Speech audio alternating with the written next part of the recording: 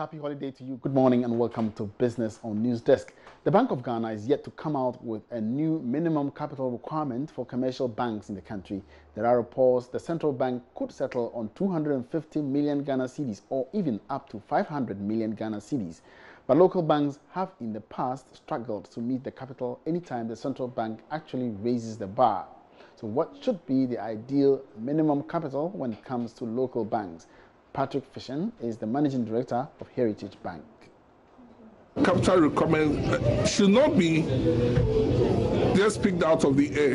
I mean, it must be based on quantitative measures. And like I said, a useful measure to consider would be the level of capitalization of the banking industry compared to the GDP of the country. So, without those an agreement on what measure we should adopt, it will be difficult to state what the minimum capital requirement should be. Because if we have all agreed that probably the minimum capital requirement should be said that the aggregate for the banking industry should be, say, 5% of GDP, then it becomes easier to calculate. But otherwise, you're going to have people banding different kinds of figures all around. Talking about cost of credit, what other measures do you suggest government should put in place to reduce the cost of credit?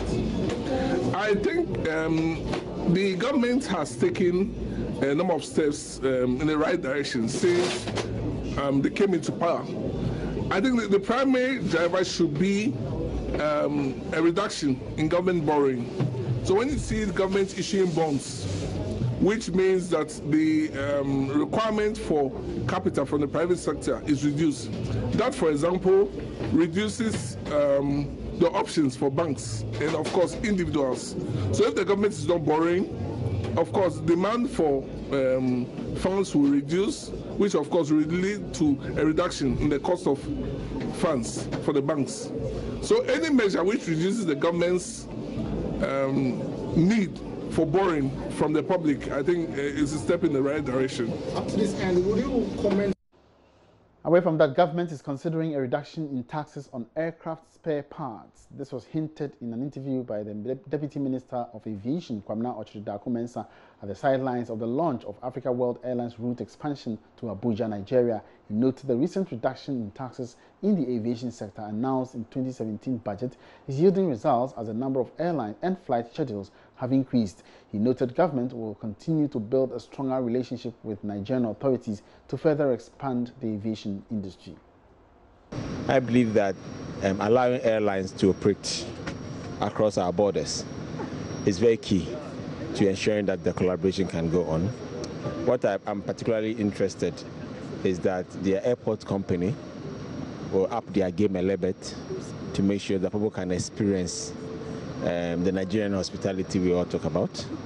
I also do believe that on the Ghana side, like I've said already, we are going on full throttle on the Yamoussoukro declaration, because we believe that Africa should be able to connect amongst itself before we can connect to the rest of the world.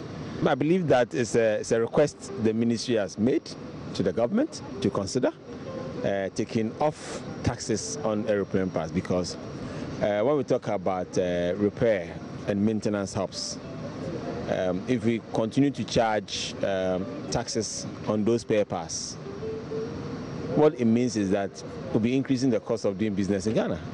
And nobody would like to repair their airplanes in Ghana. They would rather prefer to fly those airplanes outside the country to where there are no additional taxes on the parts that are being sold to those airlines or repair facilities.